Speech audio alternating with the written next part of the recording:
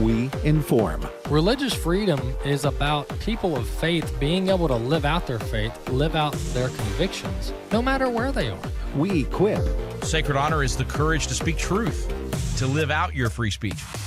We also rejoice in our sufferings because we know that suffering produces perseverance, perseverance, character, and character, hope.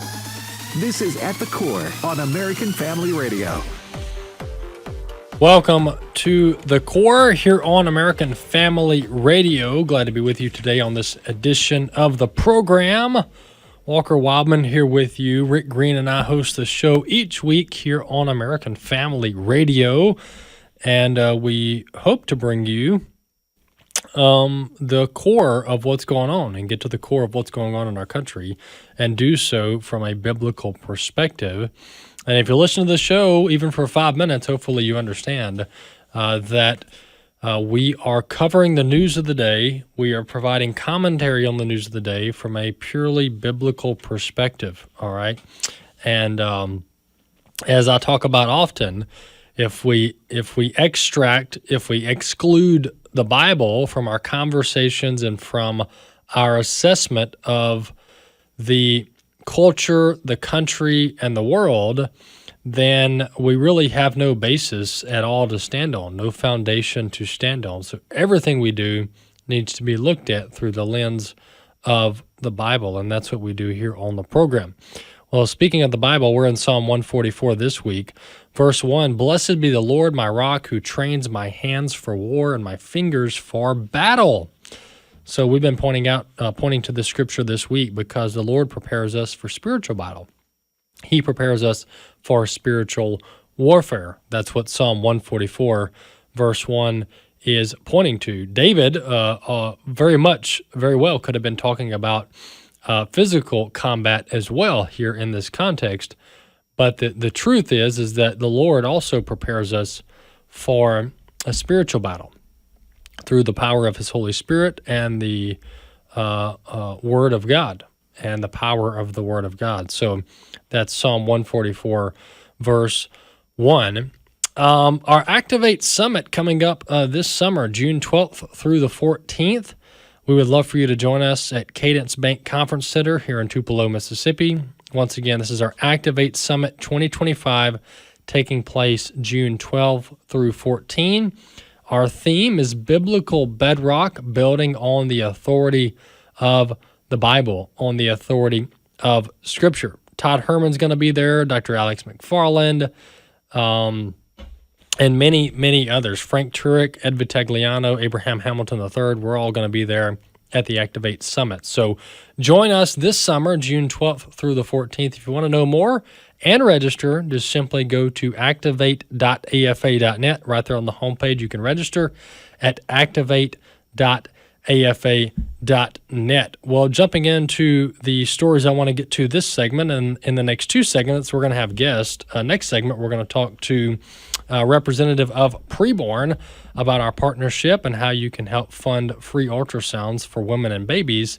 And then we'll talk to Chris Woodward in the last segment. Well, states are going to play a critical role in helping President Trump fulfill his border, not only his border control, but also his mass deportation plan. That's a fact.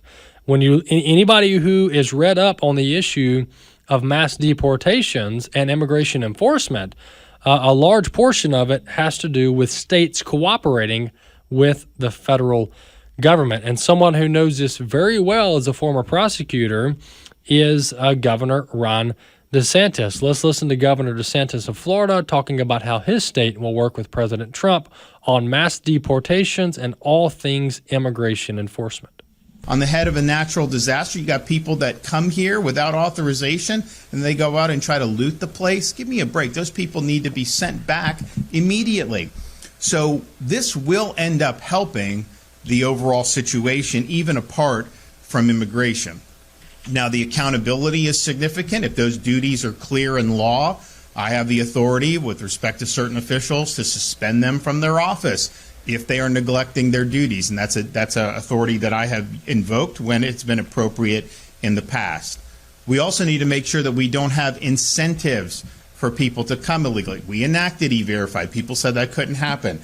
We really did probably the strongest legislation in the country in 2023. So I think Florida has really done a great job, with one lingering exception. So back in 2014, the legislature enacted and then the then governor signed legislation providing preferential tuition for illegal immigrants, in-state tuition. That is a benefit that you're rewarding somebody for being here illegally. All right, so that's Governor DeSantis. He's talking about a couple things there, but it all has to do with the illegal immigration.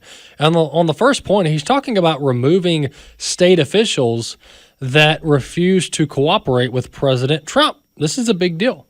This is a big deal. The governor has the power in Florida to remove state officials or even some local officials who refuse to cooperate and abide by federal immigration laws. So Governor DeSantis knows his executive authority, he knows his executive power, and he's willing to exercise it should some local officials want to play sanctuary city in the state of Florida. Then he reveals this law on the books that was signed in 2018 that allows illegal immigrants to get in-state tuition. This is insane. Should have never happened. I don't know why the previous governor, which would have, I believe, been Rick Scott, why he would have signed that into law in the state of Florida. So bad idea. That's got to be repealed. I believe Governor DeSantis is working on that. It's possible he's calling a special session to repeal that law that gives illegal immigrants tuition in the state of Florida. But states are going to have to work with President Trump on this because, as I mentioned a few minutes ago, anybody who knows about how on earth you would logistically pull off mass deportations, this is going to involve deputizing state and local law enforcement. That's a fact. The federal government, federal law enforcement, and federal judges have the ability to deputize state and local law enforcement to carry out and work in conjunction with immigrations and customs enforcement. So this is not, by the way, the only reason we need, this is, if you remember one thing from this segment, remember this. The only reason we need mass deportation is because we had mass illegal immigration. The only reason we need mass deportation is because Biden created mass illegal immigration. President Trump should say that every single time he steps to the podium to talk about illegal immigration. The only reason we need, for the third time, mass deportations is because we have mass illegal immigration. But deputizing local and state law enforcement to aid the federal government in apprehensions and deportations is not a new concept. This has been in statute for a long time. But the federal government has the authority and the power to enable local and state law enforcement to aid them in mass deportations and apprehensions of illegal immigrants. So that's going to have to happen. That's a fact. I know Tom Homan and others are aware of that. They're working on that, and that's going to be deployed very, very quickly around the country. And the good thing is, folks, is the vast majority of this country is red. That's a fact. The vast majority of this country and the governors in this country are red state conservative Republican governors. So they're going to cooperate hand in glove with the federal government on this subject. Also, on the matter of illegal immigration, while we're here, folks, all illegal immigrants are criminals. All illegal immigrants are criminals. All illegal immigrants are criminals. By definition, the term illegal immigrant means you've already committed a crime. Well, what crime have they committed? Well, they committed the crime of trespassing into our country, illegally crossing our border. That in and of itself is a crime worthy of deportation, okay? So we don't need to create this perception and this common misunderstanding that you have to commit a violent crime or rape someone in America in order to qualify for deportation. Okay? And I'm thankful Tom Homan did not take the bait when he was pushed on this. When they ask, are children going to be deported? Yeah, they're going to be deported with their families. Well, what if their families aren't here? Well, that means they're victims of human and sex trafficking. So they're going to be deported, and we're going to take them back to their families back in their home country. So no matter which angle you take this, the reality is that every illegal immigrant is eligible for deportation. And Tom Homan would not take anyone off the table, and he should not. Our government has no business telling anybody who is in this country illegally that they're exempt from deportation. That's just a fact. And that's actually ignoring and countering federal law on who's eligible and who's not to be in this country. And so the deportations are going to be massive, and they need to be. And they need to be broad, massive, and persistent over the next 4 years. So on this subject, Pam Bondi, the incoming Attorney General, the Attorney General nominee for President-elect Trump, was interacting with Mazie Hirono, the senator, on J6ers. And they wanted to keep bringing up 2020 and the election and J6, January 6th, and on and on and on. I mean, they were bringing up, talk about old news. But they failed to talk about the current issue that we have, which is mass illegal immigration and how illegal immigrants are victimizing American citizens. So let's listen to Pam Bondi, the incoming Attorney General, completely turn this narrative against Mazie Hirono and focus on what we should be focusing on, and that is illegal immigrants. Clip 3. During the election, during the campaign, first, are the felons convicted of breaking into the Capitol on January 6th hostages or patriots, quoting Trump, as President-elect Trump has said repeatedly? Do you agree with his characterization of the felons that I referred to? I am not familiar with that statement, Senator. I just familiarized you with that statement. Do you agree with that statement? I'm not familiar with it, Senator. No answer. He has also said illegal immigration is poisoning the blood of our nation. He said that in December 2023. Do you agree with that statement?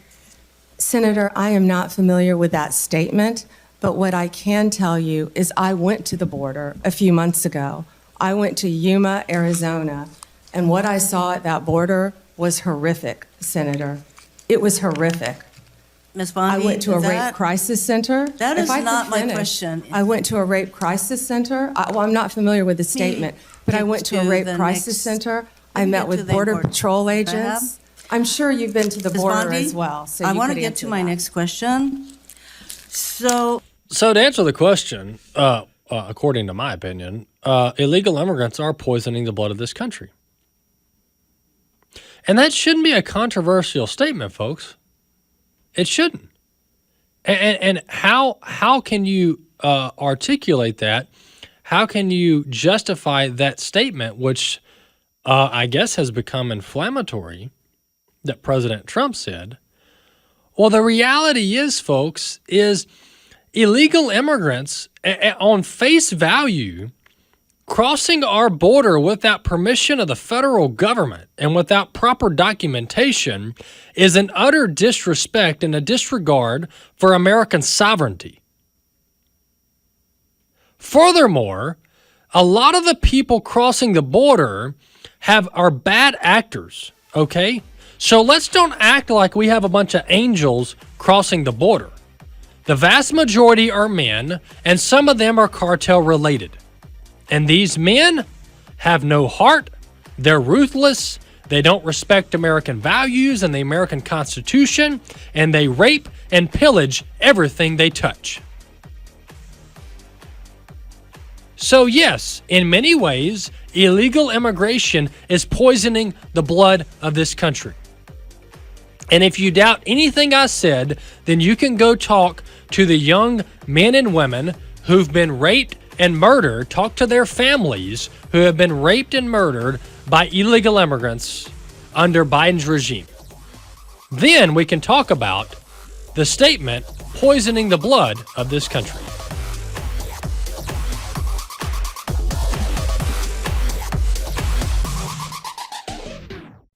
The words you are about to hear are taken from letters sent in by members of the Trinity Debt Management Program. Dear Trinity, today I'm making my final credit card payment. Before I came to you, I was in a constant state of anxiety and panic, but now there is hope for my family's financial future. Working with Trinity made me understand that I'm not alone. You really do help people. Your kindness will never be forgotten. Without Trinity support, I would not have achieved my lifelong goal of becoming debt-free. We saved a lot on interest and penalties, of course, but the reward was the gift of human kindness. Trinity has carried me through a very difficult time in my life. You're amazing. I used to feel so anxious and hopeless. Now I feel grace and peace. God bless Trinity as you continue to help others become debt-free. If credit card debt has you down, call Trinity at 1-800-788-1813. That's 1-800-788-1813.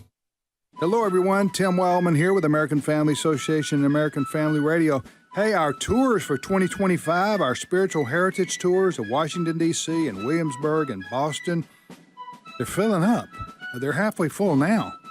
And we've never had a response quite like this. So what I'm saying is if you want to go with us this year to either Colonial Williamsburg, which includes Jamestown and Yorktown, or Washington, D.C. and all the sites of our nation's capital, including Mount Vernon, or if you want to go with us to Boston and see the Freedom Trail and all the sites of the greater Boston area.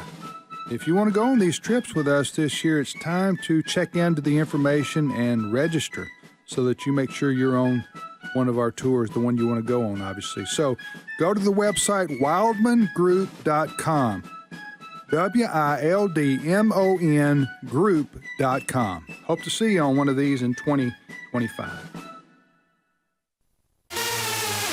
At the Core podcast are available at AFR.net. Now, back to At the Core on American Family Radio.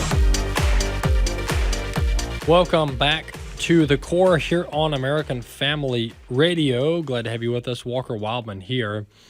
Well, one ministry that we've been partnering with here on American Family Radio for several years now is Preborn, and Preborn provides free ultrasounds to moms and women and babies that are in need. And the success rate, the conversion rate of women that choose life after seeing their baby on ultrasound is very high. It's upwards of 80 to 90%. And this is just one way that the pro-life movement can really make an impact, and that's why we partner with Preborn. We have Grant Geddie on with us now. He's Senior Director of Ministry Development with Preborn. Grant, welcome to the program. Hey, thanks, Walker. Thanks for having me. This is awesome. We appreciate you guys. Absolutely. Well, AFR.net, folks, before we jump into the content and kind of get Grant's perspective on the importance of Preborn, right now you can go over to AFR.net and donate. AFR.net right there on the homepage. You can donate towards Preborn, towards this project, and provide ultrasounds for women and babies all around this country. Grant, give us kind of the scope of Preborn, because many people hear us talk about it, but talk about the reach of Preborn and how many local pregnancy resource centers you guys partner with. Yeah, absolutely. So Preborn's been around since 2007. So for those 18 years, we reached over 500,000 women with ultrasounds and with the love of Jesus Christ. We are a ministry. Our mission is to save babies and souls, and we take that really seriously. In fact, our ministry verse is Romans 1:16, because we don't just believe in saving babies. We think that the life and the heart and the soul of the mother is just as precious and important. And so, in terms of who we partner with, we work in the highest abortion cities and regions across the country. So L.A., Houston, Dallas, Miami, really just South Florida, D.C., Chicago. These are the cities where the vast number of abortions in America take place, and this is where we prioritize. And so we have about 206 partnered clinics throughout the country, definitely prioritizing, again, those cities. What we're doing is we're providing ultrasounds. We're providing, obviously, the gospel as a core component, as well as up to 2 years of assistance with these moms, just to make sure, because we don't just want to have her say, I'm going to have a baby. We want to make motherhood possible for these women. And so we want to do everything possible to show them the love of Christ as well as conveying that message of the gospel. Absolutely. And this is just one of many reasons why we partner with you guys. Once again, we're talking to Grant Geddie with Preborn Ministry. He's their Senior Director of Ministry Development. Right now, you can go to afr.net, afr.net. $28 provides 1 free ultrasound. $140 provides 5 free ultrasounds. And if you donate $5,000, you'll provide 200 ultrasounds. Grant, I just want to talk about the not the affordability, that's not the right word, but how far people's donations go with Preborn, because to tell me that I can provide a 1 free ultrasound for only $28, that's really making the dollars stretch. So just talk about the impact of Preborn from a monetary standpoint as far as how far we can make these donations go. Yeah, I mean, so to say we've seen 300,000 babies throughout our time as a ministry saved is incredible. But the reality is that the need is so much greater. There's 1 million babies a year aborted in America. And so for us, saving 60,000 babies, that's amazing, but the need is just so colossal. And so, yeah, that $28, it gives someone the ability to enter the fight for life and make a tangible difference and practically save babies, because when a woman gets an ultrasound, it doubles the chance she'll choose life. And we have hundreds and really thousands of testimonies of women who have come into these centers. They're hopeless, they're helpless. And when they're met with the gospel, a compassionate person to hear them out, and then they see that baby on the ultrasound, it makes all the difference. And we're truly seeing lives saved. And we've just begun to really start to make an impact in abortion in America. And we believe that God has given us that call. And so we take it very, very seriously. Grant, while we're on the subject of testimonies, go ahead and give us at least one story of a mom or a baby that were impacted through Preborn's ministry. Yeah, absolutely. I actually just heard this one, and I thought it would be perfect because it's in Mississippi. But Jelena, she reached out to our call center. She found us online, and she was just trying to find some hope because she was suicidal. Her husband had just left her and moved to a different state, and she just didn't think that there was any chance that she could do it. So she was actually seeking an abortion, and she got connected with us. And as our nurse got in front of her and looked her in the eyes and cared for her, and she found that there was someone there, because her mom actually brought her to the clinic because she was saying, hey, you need to get an abortion. You can't handle this. I'm not going to take care of this baby.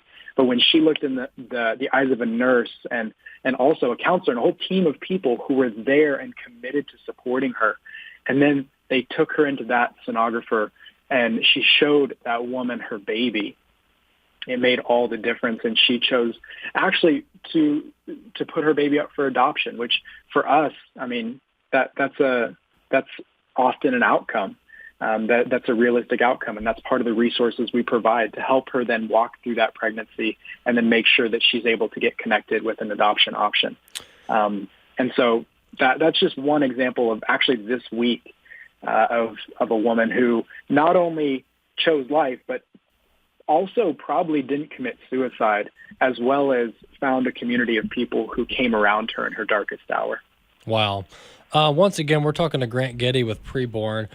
Grant, let's talk about how Preborn works, like in the field, because obviously you guys can't, your own staff can't provide thousands of ultrasounds every year, but talk about this partnership with local pregnancy resource centers, because it's so efficient. You guys have your specialty. Right. You have your gifts and what you do, and you do it very efficiently, but also these local clinics do their part, and they do it very well. So just talk about how this partnership works between Preborn, national ministry, and then these local clinics.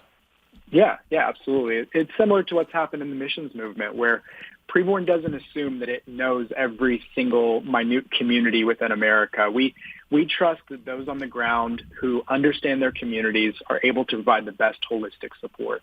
And so we find those clinics who are gospel-centered, who are devoted to giving effective intervention in the lives of abortion-minded women and holistic care through their pregnancy. We find them and we partner with them, and we help make ultrasound machines possible for them if they need an ultrasound machine. We do it for $15,000. We place those. We actually placed 105 in 2024. And then underwriting those ultrasounds for those who need that support in terms of bringing in a sonographer, helping with nursing, helping with leadership and structure. We do many different things in terms of helping make these pregnancy clinics effective and efficient at saving babies and souls. And so that's how we're able to expand our reach the regions of the country that have the highest abortion rates and provide that holistic care where we can then plug in people who want to get involved, who are saying, hey, I want to save babies. I want to be involved in proclaiming. I can't maybe, volunteer at a clinic, and maybe I can't join a ministry that's doing that at this point. But I want to be a part of sharing the gospel and providing that holistic care that leads to a life decision. Then we give you and your audience the opportunity. And through our campaign, what we're doing right now, we're trying to save 4,500 babies. Yeah. That's incredible. And that's something that we can do together through these $28 ultrasounds. And for $5, it's $140. For $140, you can save 5 babies. And not only the babies, you're proclaiming the gospel to these women. It's changing legacies. It's changing communities. It's truly frontline missions in the heart of America. Yeah, and the gospel aspect is what makes you guys unique, because it's one thing to provide what's described as maybe a medical service, although it's much more profound than that. These ultrasounds and the impact it has. As a dad of 5, I've seen the babies on the ultrasound dozens of times, and it really moves you in many ways. But the gospel is also center to what you guys do, and you're partnering with gospel-centered clinics in local communities. So that's a big, big deal, right? And it's what makes you guys different. Folks, we've been talking to Grant Geddie, and Preborn is the ministry that we've been partnering with for many, many years. Thousands of babies have been saved just through the AFR partnership. And so, folks, this is one of the easiest ways that you can just maximize your impact. Something as simple as $28 or maybe even $140, or maybe you have $500, whatever you can give today over at afr.net, 100% of that is going to go directly to Preborn, and then they're going to provide these ultrasound machines to these clinics all around the country. So this is just a great opportunity, and the impact is direct, it's on the ground, it's real. We have real testimonies, and so this is just a very, very compelling campaign that we want to bring before you here on AFR. Hey, Grant, thanks so much for coming on the program, and thanks for all your work over at Preborn. Yeah, absolutely, Walker. Thank you for having us, and we just appreciate you guys so much, truly. Thanks, Grant. Appreciate that very much. That's Grant Geddie. He's a Senior Director of Ministry Development over at Preborn. Folks, this is just one of the tools in our tool chest that we must use to combat the pro-death movement. That's what we have. That's what we're combating here in America. There's no doubt about it. This is an evil, satanic, pro-death movement where babies are being sacrificed. And I've said this before, and I'll say it again. We look at America, and there's a lot of good things about America. I think America has been a beacon of hope and liberty and prosperity in many regards on the world stage. But in this area of life and babies, we've been just as bad or worse than these ancient nations and these ancient tribes that used to sacrifice babies. We read about them in Scripture, right? So we're just as bad in this specific area as these ancient people groups that we used to read about, whether it's in history books or in the Bible, that we would kind of look at and go, wow, I can't believe they did that. How I can't believe they sacrificed babies. Like, how did they allow that? Well, that's what we're doing now. That's what America has been doing since abortion was legalized and made mainstream, is babies are being sacrificed. So we have to combat this pro-death movement through a variety of avenues and using a variety of tools. And providing ultrasounds, folks, it's a very, very successful, very compelling reason to support Preborn, because these ultrasounds, they change hearts and minds. That's a fact. The ultrasounds change hearts and minds. So go over to afr.net. Please donate. Our goal is 4,500 ultrasounds, and we're going to keep talking about this, honestly, until we reach that goal, because 100% of your donations go to preborn, and that's how strongly we believe in this. We've got to reach this goal of 4,500 ultrasounds. Lord willing, we'll reach it this week, maybe over the weekend, but if we need to talk about this next week and continue promoting it, we're going to do that in order to reach this goal, because it's one thing to want to reach a lofty goal that maybe doesn't have a direct impact on people's lives. But folks, if there's any campaign and any project that has direct impact on whether babies live or not, this is it. This is the campaign, okay? And there's a lot of good causes out there. There's even a lot of good projects that AFA is working on. But folks, this is one of the most compelling ones because of the direct correlation of moms and babies being saved, not only saved physically, but saved spiritually as well through the Preborn Project. So thank you so much to everyone who's already donated. AFR.net. AFR.net is where you can donate to Preborn. Well, back into our topics for this segment, and then we'll have Chris Woodward on here shortly. Governor Gavin Newsom has been on complete defense in California, and excuse-making after excuse-making has been going on, and he wants to blame everybody else and open investigations that are actually going to turn out that his administration absolutely failed the people of Los Angeles. But listen to this word salad. This is nearly a minute of Governor Gavin Newsom just completely unable to explain what's going on and who's to blame in California. What's not, I think, helpful or beneficial is this string of consciousness, these wild-eyed fantasies that somehow the state water project, we have reservoirs that are at or near historic highs, full, completely full, that somehow there's a magical spigot in California, in Northern California, that just can be turned on and all of a sudden there will be rain or water flowing everywhere. It's not helpful. It's damaging to the very foundation of the notion of what are facts, what are truths.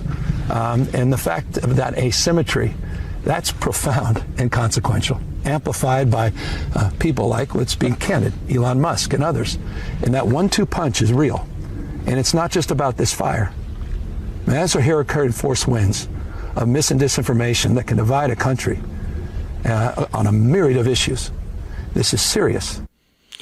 So, number one, I don't even know half of what he said there. I heard that when I heard the word asymmetrical, he lost me completely, because that's like a term you use to describe warfare. But folks, Bobby, this is like a miniature Biden. I mean, this is a younger version of Biden because with better hair, way better hair. But the way he articulates things or fails to is quite the experience. Well, one minute he says that the reservoirs are full, and then in the next breath he says it's not like you just turn on a spigot and the water's there. Well, right. Either it is or it isn't. Correct. And the videos are showing that it isn't. Yes, and he was fact-checked on X. And according to CBS News, when the wildfires broke out, the reservoir near Pacific Palisades was empty. That's correct. It was absolutely empty. So, fact check, the reservoirs were empty when the wildfires broke out. Gavin Newsom's wrong. He's lying through his teeth. He doesn't want to be held accountable. But, folks, the people of California must speak up and hold him accountable for this fiasco. Thoughts of the child you were carrying keep pouring over in your mind. A deep, unrelenting sadness overshadows your days, and you wonder if you will ever feel whole again. There is hope and healing from a reproductive loss. Call the International Helpline, 866-482-LIFE, and talk with someone who has been where you are. Your call is confidential, and we will help you find healing. 866-482-LIFE. Can you be gay and Christian? What if you genuinely feel like you're trapped in the wrong body? Did God make you this way? Is change even possible? Dr. Michael Brown. Countless people ask me these very same questions, some of them quite desperate, many of them in tears. Would you be ready to give a godly answer? Each one represents a person or family member or loved one who's struggling deeply with their core identity. Satan wants to deceive and destroy God's truth. So we know that what this gay affirming agenda within the church is doing is it's fragmenting Scripture, it's dumbing down the Bible. And infiltrate the church with his lies. In his image, clearly and compassionately presents God's truth through Bible teaching, science, and the testimonies of those who know both sides. My dad walked in the door and he said, "Denise, I want to talk with you." And the first words out of his mouth were, "I want to become a woman." Watch it on AFA Stream. Stream.afa.net. Stream.afa.net. The Danish philosopher Søren Kierkegaard is remembered for saying that life can only be understood backward, but must be lived forward. We cannot go back and change what has happened, except to make amends and corrections. But what we can do is learn. And the further we move forward, the more clearly we will see what happened in the past. Fortunately, God sees it all at once, past, present, and future, and He understands it all. He could reveal to us immediately why certain things happen, but our knowledge is not as important to Him as our faith, our willingness to trust Him until understanding comes. This is David Jeremiah, encouraging you to get on the road to new life. Discover God's perspective on the past on Route 66. Route 66, driving the word home. Log on to Route66Life.com. Start your journey home today. At the Coord podcast are available at AFR.net. Now, back to At the Coord on American Family Radio. Welcome back to the Coord here on American Family Radio. Well, the confirmation hearings for President-elect Trump's nominees are underway, and as of this upcoming Monday at noon Eastern, it will be President Trump instead of President-elect Trump. And the Senate is hoping to have several of these nominees confirmed on Inauguration Day, especially these national security positions. Chris Woodward's with us now. Chris, welcome back to the program. Thank you very much. Chris, there are some key confirmation hearings that haven't taken place yet. Two that are notable are the Department of Homeland Security, which is Kristi Noem, the governor out of South Dakota, and Kash Patel. Neither one of those have taken place, and it's really unclear when they're going to take place, especially Kash Patel. That's not even on the calendar yet that I'm aware of. Once again, this is an evolving situation. But, Chris, it seems like the Senate, I know it's under Republican control, but they're definitely not, losing their breath on rushing through Trump's nominees. No. And, kind of given the way I have seen people like Kristi Noem and Kash Patel handle themselves on television during television news appearances, or even in, just speeches, confrontations with people, I can only expect it will be as many fireworks as we saw this week, especially with people like Pam Bondi and Pete Hegseth taking questions. I know, Doug Burgum was out there, but it was kind of non-controversial. Some of these things didn't get a lot of wall-to-wall media coverage anywhere near the level of Bondi and Hegseth, for sure. So it turns out Kristi Noem, she is going to have a hearing today on the 17th this morning. Yes. So she's having hearing today. And but the one that isn't, the two that are not yet, that is Tulsi Gabbard, which that's a big position, Director of National Intelligence, especially with what's all going on the world stage. And then Kash Patel, those two still don't have a date yet, so that's pretty frustrating. They need to be through in an expedited fashion because, Chris, those are national security positions. Oh, sure. Yeah, I mean, we cannot be bringing in a new president and vice president next week and not have sound policy when it comes to national security. Yeah. Whether it's D.C., or, some Yoknapatawpha County, Mississippi. We need to make sure that we have national security wherever it may be. Absolutely. Chris, another thing on the hearings front, the Democrats they almost sounded like Republicans at times in these hearings. And what I mean by that is they were so concerned that Donald Trump was going to target his political opponents. And it's like, where have you guys been for 4 years?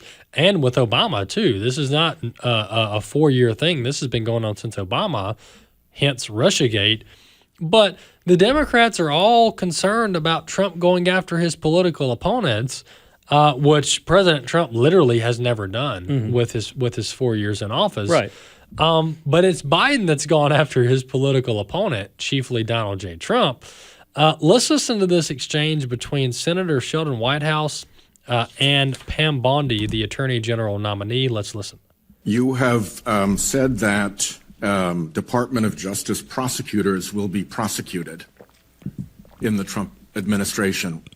What Department of Justice prosecutors will be prosecuted and why?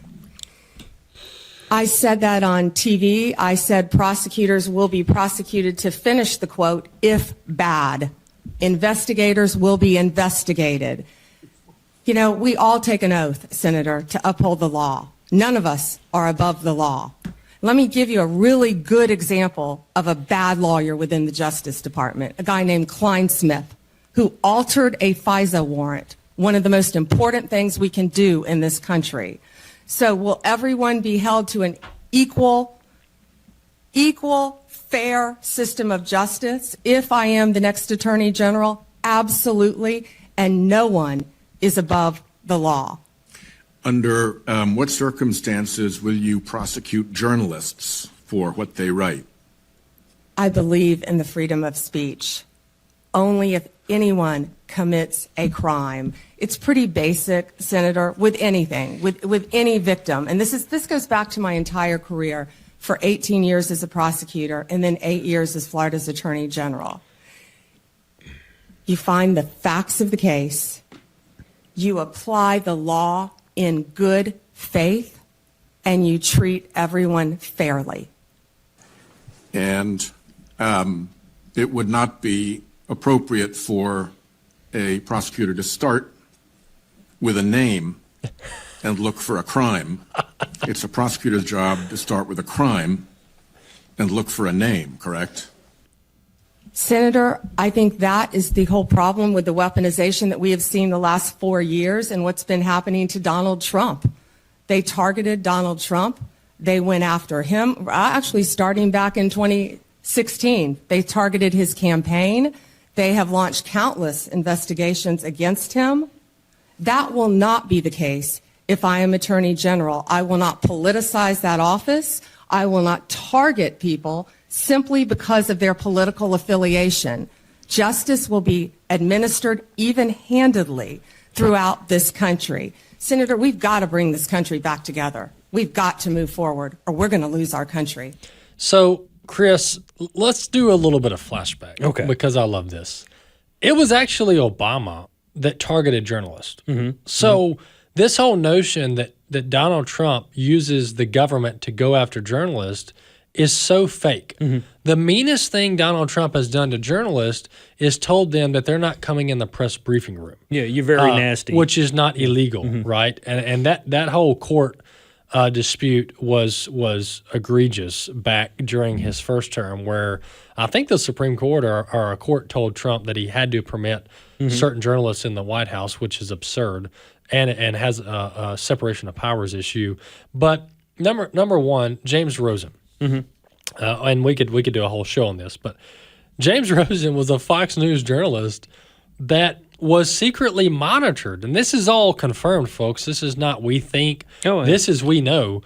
He was monitored using spy tools by Obama's administration. And he was a journalist with Fox News. So it's like, do the Democrats not know that they're talking to themselves here? Yeah, they really do have short memories, and I think some of the reasons why they act the way they do is they know they have allies in the media that are going to brush it away or ignore it or not air it. Yeah. So the thing that stood out to me with James Rosen, not only was he spied on, but so was the Associated Press, which has the resources to really go after Obama and expose this and call it corruption and all the bad things that it needs to be called. But they were like, well, I'd rather have him than, John McCain or Mitt Romney, whatever it was. So, Rosen was spied on. By the way, that feels like 100 years ago. And Trump was spied on as a candidate. He wasn't a journalist, but he was a candidate. Yeah, and, building off of just the fact that they say one thing and do another, Adam Schiff, Senator Adam Schiff, he brought up to Pam Bondi, like, when the president comes to you with pardons and commutations, will you go, okay, Mr. President, or will you take the time to say, no, I need to go through all these things to make sure they should be pardoned or sentences should be commuted? They're talking to her like she's a child. Right. Well, where were you, Senator Adam Schiff, when Joe Biden was pardoning everybody and their brother and then talking about pardoning people that hadn't even committed a crime? Correct. And I know he wasn't a senator at that time, but he was still a high-ranking Democrat and a well-known person who had plenty of access to the White House. Yeah, he didn't have a problem and he with was Biden. censured in Congress for lying. Yes, and that was a funny moment earlier this week. Yeah, and he was putting words in Pam Body's mouth, which is also lying and misleading. And he should have been called to order by the chairman in that committee hearing. But nonetheless, which is Grassley. Let's talk about the economy. I want to pull up this tweet, this X post from E.J. Antoni, which is with the Heritage Foundation, or at least he's associated with the Heritage Foundation. He put out this earlier in the week. He said, this is the worst start to a fiscal year ever. Ever is in all caps. Spending is up 11%. Receipts, this is talking about the federal government. Spending is up 11%. Receipts are down 2%. Fiscal year-to-date deficit is up 40% at $700 billion. He ended the tweet by saying they're handing Trump a ticking time bomb. Chris, I'm not saying Trump can't pull us out of this, because I think he can. If anybody can, he can. But they are handing him a dumpster fire. Oh, yes. And I think it's on purpose, because they want to make things look bad, or they want to have their friends in the media talk about, millions of people voted for Trump to fix the economy, and it's not any better today than it was when he left office and Joe Biden saved us all. That's how they'll phrase it. I think they're purposely handing him problems to give him a really difficult winter, spring. I mean, we've talked about this before on the show. Trump takes the oath on Monday. That doesn't mean eggs are going to be cheaper on Tuesday. Right. Things are still going to be expensive. It might be cheaper by the next week. That's true. Yeah. I think it's going to be quicker than we think. But to your point, it's not going to be 24 hours. Right. And, talking about like retail sales, for example, the Associated Press, which loves Democrats, doesn't like Republicans, they did a story this week celebrating the fact that retail sales were doing great and the media and the year was going to kick off on such a high note. They came in below expectations. We thought we would get 0.5%. We got 0.4%, and that was worse than November's number. But you had to go to like the bottom of the Associated Press article to get any of that information. Yeah. And for people that don't read a lot of print news, basically they do like 1,000 words, and they put all the stuff you need to know at the bottom, which is past the point most people stop reading. Yeah, all the truth is at the bottom of the article. And then they can say, well, we published it. It's in there, right? All the disclaimers and the truth. Chris, I think on this economic front, I think the stock market, eventually, I think the stock market and the economy are going to be on fire because they've been under a wet blanket for 4 years and a year or two before that with COVID. But, Chris, it's going to take a little bit of time to really get this stuff in place because on the energy front, I mean, you can't just – you can deregulate on day one, but the basically the domino effect takes months. Yeah. I could see just the mere speculation or announcement, we're going to open up drilling everywhere. We're going to buy Greenland and we're going to put a spigot up there. It could be a sentiment thing. Yeah, it's gonna drive interest in the stock market, speculation, all that kind of stuff. Just the announcement or the mindset that we're going to do that is going to help one way. And I think, too, when they get in there and really start talking about tax policies, and talking about maybe lowering rates for certain people, cutting business tax rates, helping out corporations, which helps consumers and people that work for them.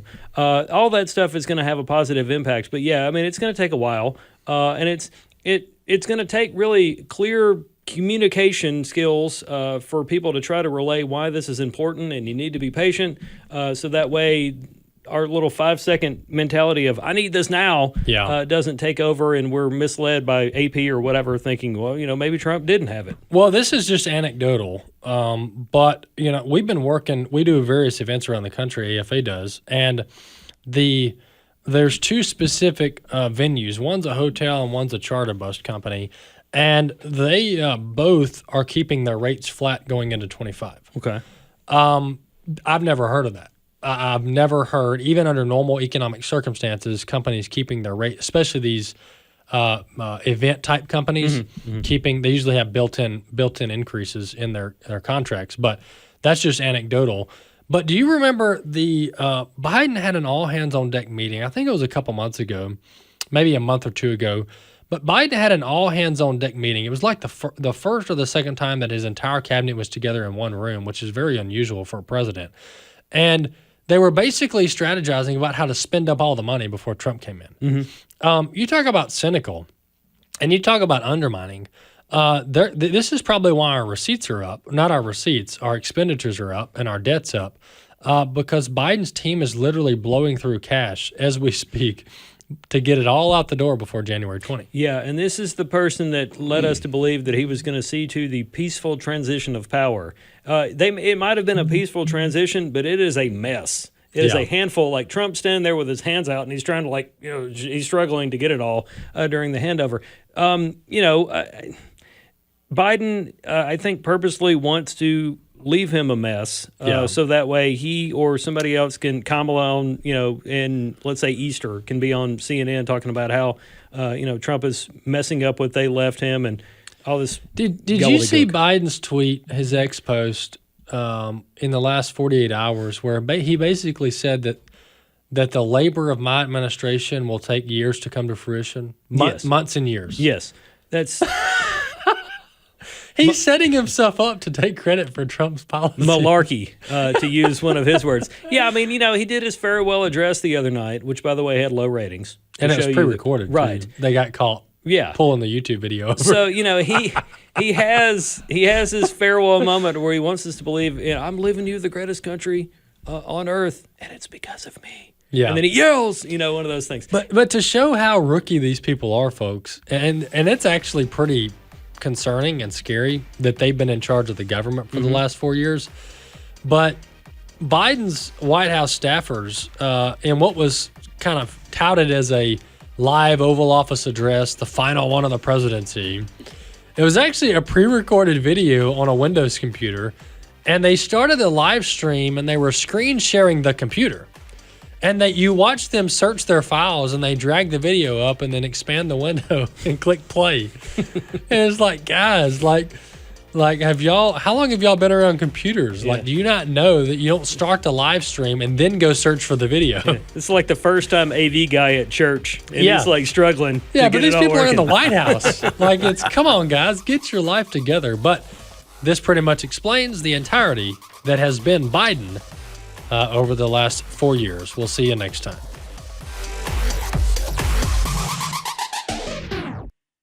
The views and opinions expressed in this broadcast may not necessarily reflect those of the American Family Association or American Family Radio.